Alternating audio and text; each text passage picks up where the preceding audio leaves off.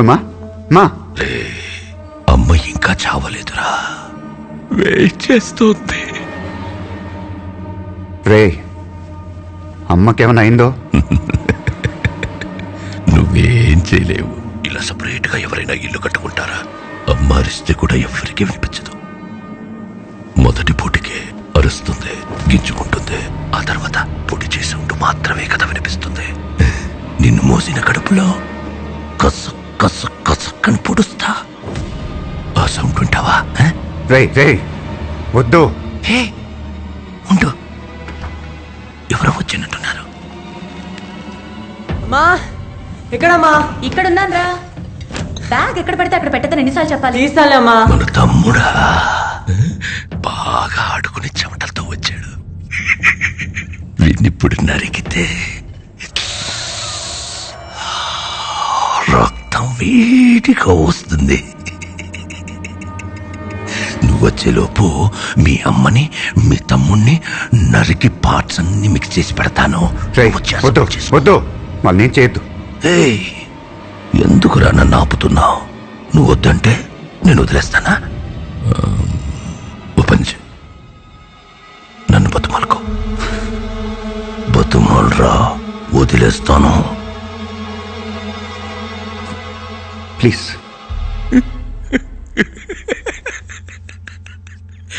2000 మంది చూస్తుండగా నా తమ్ముణ్ణి చంపి ఇప్పుడు రహస్యంగా నా చెవిలో ప్లీజ్ ప్లీజ్.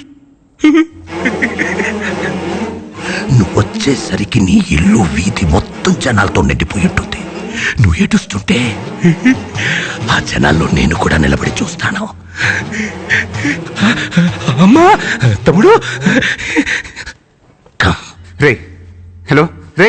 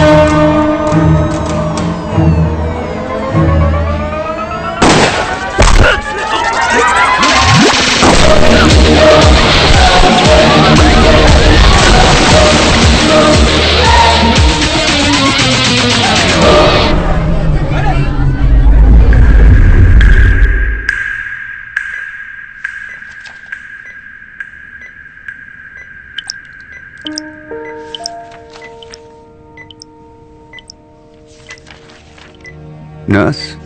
సార్ సార్ మీరు రిలాక్స్ అవ్వండి, స్ట్రెయిన్ అమ్మా, అవ్వకూడదు. మా అమ్మ. సార్ మీరు రిలాక్స్ అవ్వండి సార్, నేను డాక్టర్ని పిలుస్తాను. మా అమ్మకేమైంది? మీ ఫ్రెండ్సే ఉన్నారు సార్. నేను అమ్మ సార్ ప్లీజ్ మీరు రిలాక్స్ అవ్వండి, నేను డాక్టర్కి ఇన్ఫార్మ్ చేస్తాను. నర్స్. శివ శివ అమ్మ ఎక్కడ్రా? అమ్మ ఎక్కడా? ఓకే షూర్ ఓకే శివ జాగ్రత్త.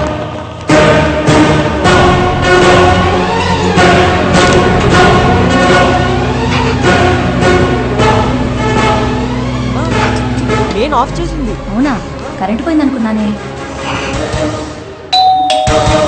వాటర్ క్యాన్స్ ఉన్నాయి కదమ్మా. తీసుకురమ్మని ఫోన్ చేశారమ్మా. నేను ఫోన్ చేయలేదే. వెంటనే కావాలని చెప్పారు, అందుకే తీసుకొచ్చా. Madam taxi. నేను బుక్ చేయలేదే. పిజ్జా. పిజ్జానా? Madam medicines. మేడం బిర్యానీ. అమ్మా వెజిటబుల్స్ అమ్మా. Madam ambulance. Madam taxi.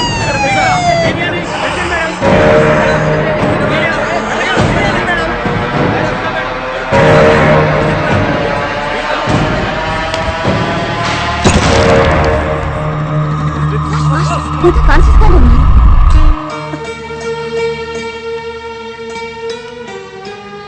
అంత టెన్షన్లో కూడా నువ్వు ఇచ్చిన ఇన్స్ట్రక్షన్స్ వల్ల కాపాడుకోగలిగా. నీకెన్నిసార్లు చెప్పాను మనకు అనవసరమైన విషయాల్లోకి వెళ్ళొద్దురా అని. ఇప్పుడు చూడు. వాడిప్పుడే కాన్షియస్లోకి వచ్చాడు, నువ్వు కొంచెం ఆగు. వినే, వాడికేమైంది? మా మీరంతా కొంచెం బయట ఉంటారా? వీళ్ళతో కొంచెం మాట్లాడాలి. చూసారా, మనకేం జరగలేదని తెలియగానే ఎలా మాట్లాడుతున్నాడో. ఆఫీస్ విషయం అమ్మా, కొంచెం మాట్లాడాలి. నువ్వు ఇంకా ఏదైనా మాట్లాడితే వాడు టెన్షన్ పడతాడు. నువ్వురా, మీరు మాట్లాడి త్వరగా వచ్చేయండి బాబు. రా పదండి.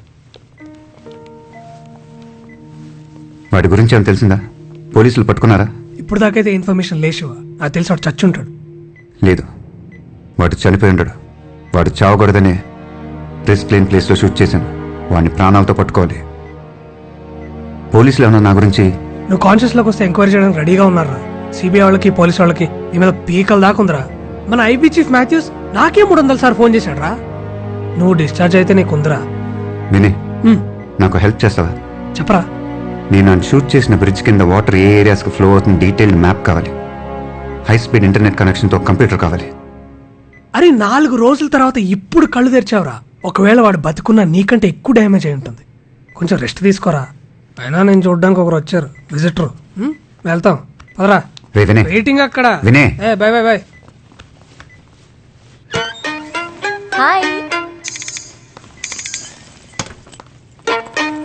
I'm so happy.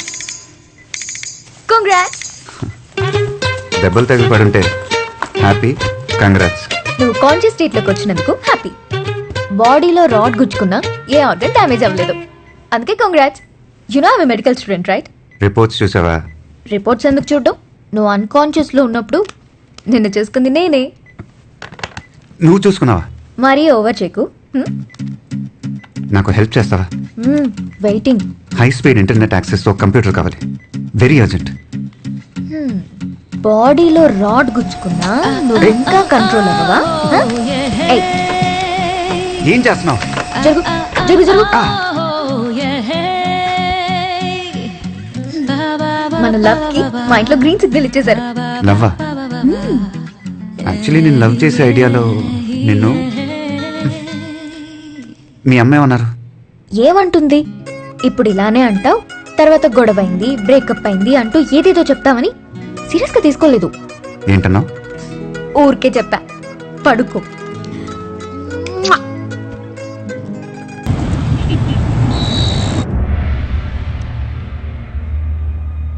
సార్, నేను ఇదంతా ఎందుకు చేస్తున్నాను ఈ పాటికి మీకు తెలిసి ఉంటుంది. నా మీద యాక్షన్ తీసుకోండి. ఏ సెంటెన్స్ వేసినా okay, but give me 5 days. 5 days ఎందుకు? నేను ఆ బైరోడ్ని పట్టుకోవాలి. ఇంపాసిబుల్. నువ్వు డిశ్చార్జ్ అవ్వగానే నేను ఐబీ ఎంక్వైరీ చేయాలి.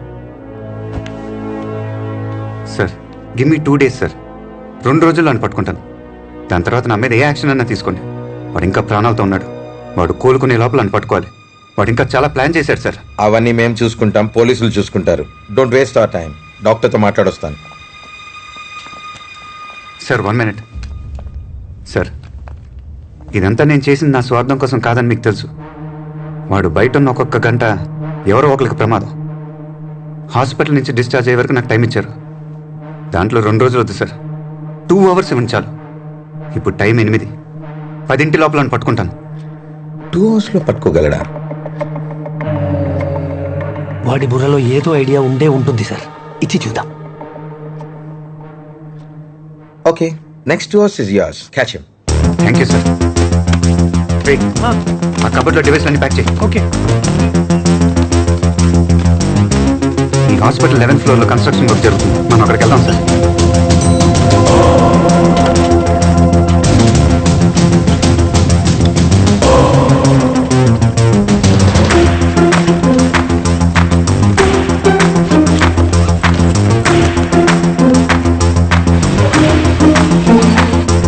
యా 11th ఫ్లోరా, వచ్చేస్తాం.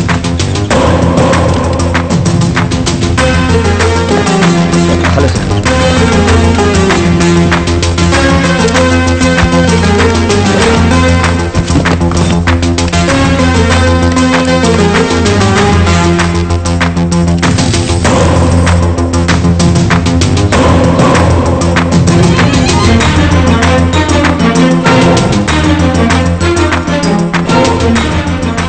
వాడు పడిపోయింది చాదర్ఘాట్ బ్రిడ్జ్.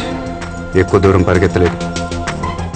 దోపి గల్లీ, శంకర్ నగర్ కాలనీ, నింబోలియాట, మలక్పేట్, ఈ 4 ఏరియాలో ఏదో ఒక ఇంట్లోనో లేదా హాస్పిటల్లోనో వాళ్ళని బెదిరించి అక్కడే ఉండి ట్రీట్మెంట్ తీసుకుంటూ ఉండాలి.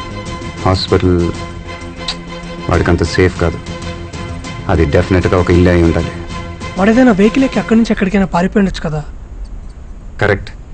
బుల్లెట్ తగలకపోతే వాడు అదే చేసి ఉండేవాడు.